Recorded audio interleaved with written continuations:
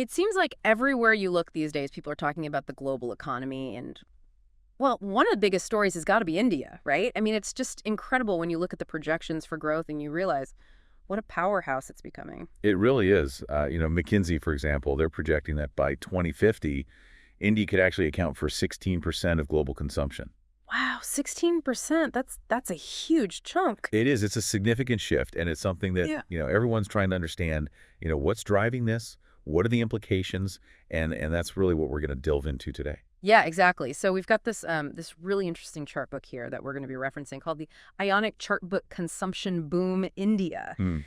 It's got a lot of data and insights, and our goal today is to really kind of go through it. Yeah, unpack it and really understand what makes India such a potentially, dominant force in consumption globally. Exactly. And to kind of give us a roadmap for this deep dive, I think we can break it down into three main parts, right? So first, we'll look at where India stands right now in terms of consumption.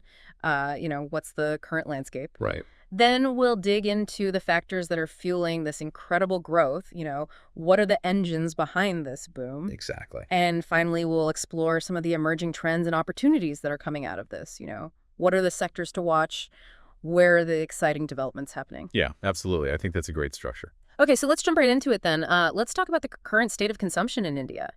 Paint us a picture of where things stand. So the first thing to really grasp is that consumption isn't just, a part of India's economy. It's really the foundation, the bedrock of it. Okay.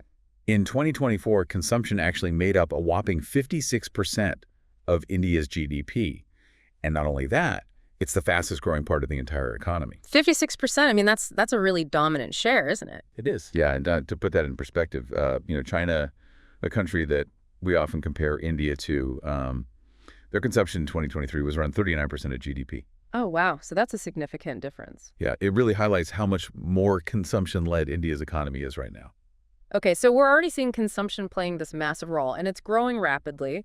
But what about the future? Where is this all headed? Well, the projections are even more striking. India's total consumption is actually expected to double by 2034. Double in just 10 years. Exactly. Think about that, a doubling in just 10 years. I mean, what does that even look like? What kind of new consumer needs and desires are going to emerge? Are we going to see entirely new product categories, or is it just going to be like a massive increase in demand for existing ones? Yeah, that's the big question, right? And it's going to be fascinating to see how it all unfolds. Yeah, absolutely. Okay, so we know it's going to be big, but the chart book also gives us some more specific numbers. It talks about a compound annual growth rate, or KEGR, for private consumption in India, and it's projected at 9% between fiscal years 2024 and 2030. That's right. And that's significantly higher than China's projected CAGR, which is 7.2%, and the USA's, which is even lower at 4.4%. Right. So India is really outpacing the pack here in terms of consumption growth. It is. And even within India, when you look at how different parts of the economy are projected to grow, private consumption really stands out. We're looking at 7.6% projected growth for private consumption compared to 7.1% for exports, 6.1% for capital expenditure, and a more modest 3.8% for government consumption. So consumption is really the engine that's firing on all cylinders here? Exactly. Okay, so we've got this clear picture of a massive and rapidly expanding consumption-driven economy.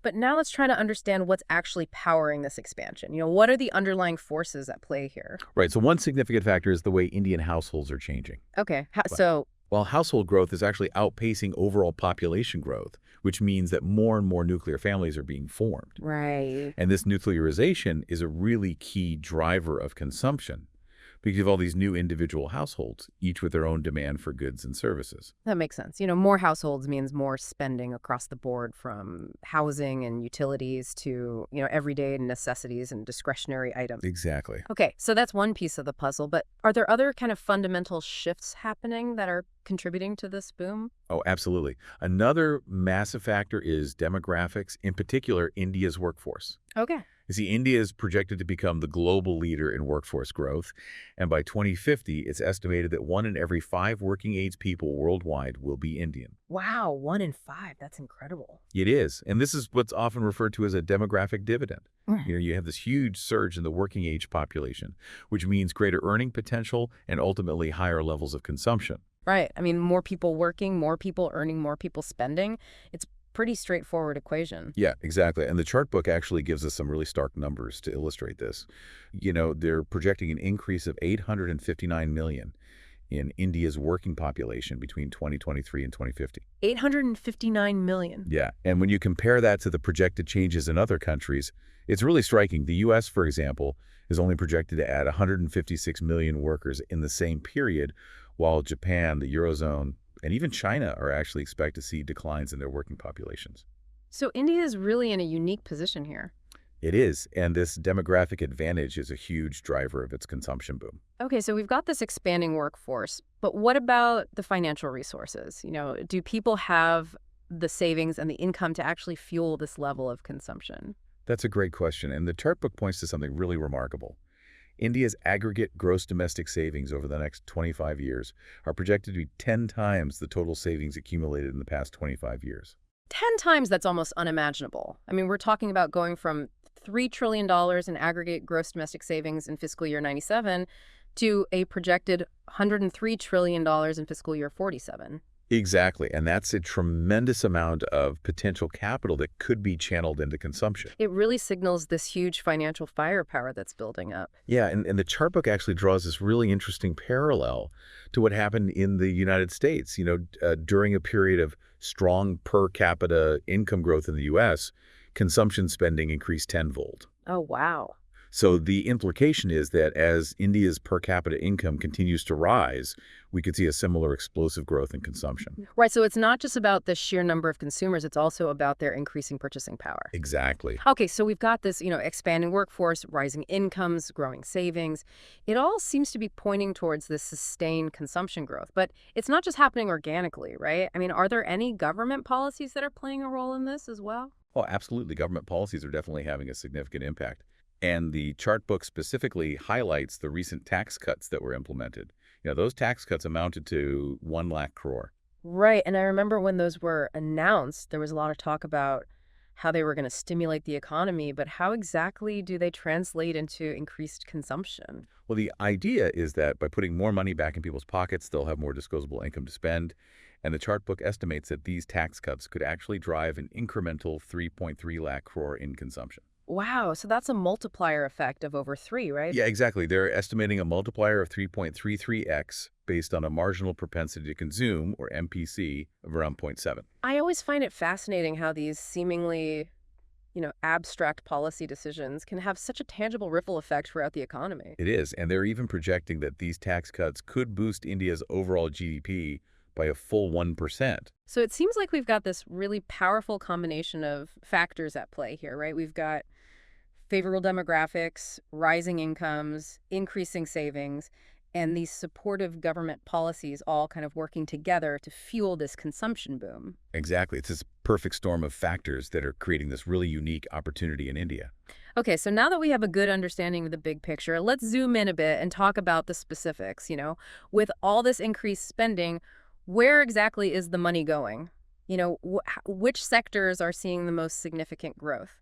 Right. So the chart book draws this really interesting parallel to what happened in the U.S. and China as their economies matured. Yeah. As per capita incomes rose in both countries, they saw this surge in discretionary spending. Right. Discretionary spending meaning, purchases that go beyond just the basic necessities, things that reflect people's wants and aspirations. Exactly. And the data suggests that India is now poised to experience a similar and potentially even more pronounced shift towards discretionary consumption. Which makes sense, right? As people have more disposable income, they naturally start allocating more of their spending towards things that enhance their lifestyle and their well-being. Exactly.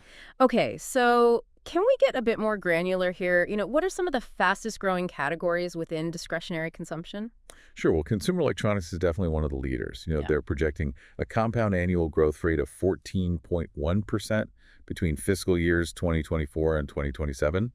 And that's actually up from 11.7% growth in the preceding 6 years. Wow, so it's accelerating. Yeah, it really is. And apparel is another strong performer in this space with a projected growth rate of 14% during the same period. So it's not just gadgets and clothes, right? The Yep. chart book also talks about strong growth in accessories, including jewelry with a projected CGR of almost 15%. That's right. And then, of course, there's the experience economy. Right, the experience economy, meaning things like travel, entertainment, dining out, all those kinds of things. Exactly. And this sector is actually slated for the strongest growth, with a projected 16% CAGR between fiscal years 2024 and 2027. Wow, 16%. That's really significant. And the chart book also projects a longer-term annual growth rate of 11% for the experience economy extending all the way through 2030. It's clear that people are increasingly prioritizing experiences, creating memories, investing in lifestyle enhancements, and that represents a massive opportunity for businesses in travel, entertainment, hospitality, all those sectors. Yeah, absolutely. It's a really interesting trend. Okay, so we've talked about electronics, apparel, accessories, experiences now. What about retail? How is that sector evolving in this context? Well, retail in India is really interesting because you have this really stark contrast between the traditional and the modern. The chart book points out that a staggering 92% of retail trade in India still flows through unorganized kirana stores. Kira stores meaning those small local neighborhood shops that are everywhere in India. Exactly, and that leaves a huge opportunity for modern organized retail formats to come in and capture market share. Right.